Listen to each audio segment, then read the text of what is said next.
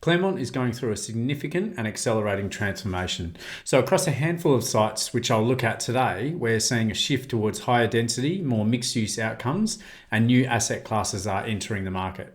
3 of these projects are currently under construction, while a 4th is still working its way through planning. The first is the Claremont Specialist Medical Centre, which is a $57 million development on a 2,935 square metre site, which will deliver just over 5,000 square metres of medical floor space and 70 car bays. So over 75% of this NLA was pre-committed prior to land settlement, which highlights the strong demand for healthcare uses in the precinct.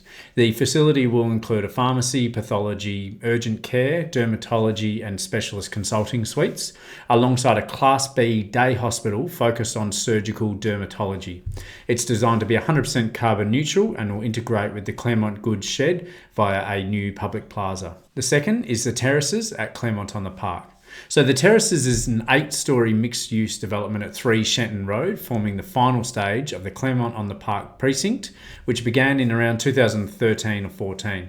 So originally proposed by Iris and now being delivered by Norup, the project completes the transformation of the former industrial land. The development includes 137 apartments and 9 ground floor commercial tenancies, adding further residential density and activating the Shenton Road frontage with retail and service-based uses. The third is 22 St Quentin, which is a 19-storey mixed-use tower that represents a step change in scale for Claremont.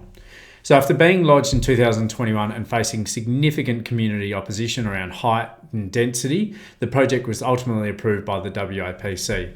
The scheme will deliver approximately 80 apartments and around 1,700 square metres of commercial space, and it sets a clear precedent for vertical development in Claremont and materially increases the residential catchment in the core retail precinct. The final one is 10 to 40 Bayview Terrace. So this project remains in planning, as not yet commenced. The current scheme proposes an 8-storey mixed-use development on a 3,264 square metre site, including 46 apartments, a 30-room boutique hotel, and a substantial retail and commercial component. So at ground level, there'll be 12 retail tenancies, around 2,000 square metres total, with additional commercial and medical space above.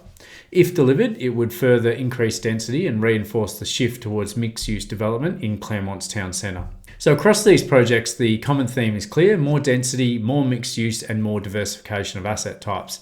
In total, this equates to approximately 263 new apartments currently under construction, plus a further 46 proposed, alongside 8,700 square metres of new commercial and medical floor space. Claremont is moving from a traditional retail-led centre into a more balanced urban precinct surrounding an upgraded train and bus station. Ironically, the broader western suburbs, including Claremont, is one of only a handful of locations around Perth where apartments are really stacking up.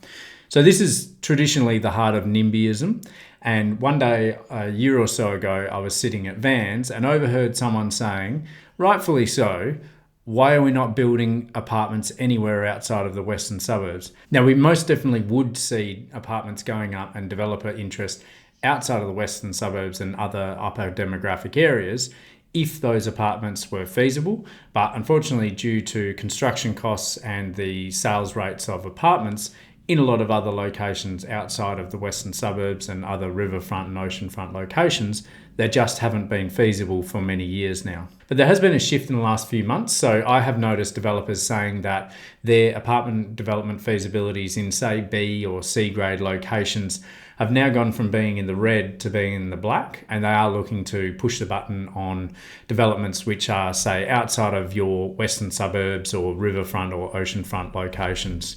That is obviously all subject to what happens to the economy and construction costs stemming from the Middle East conflict.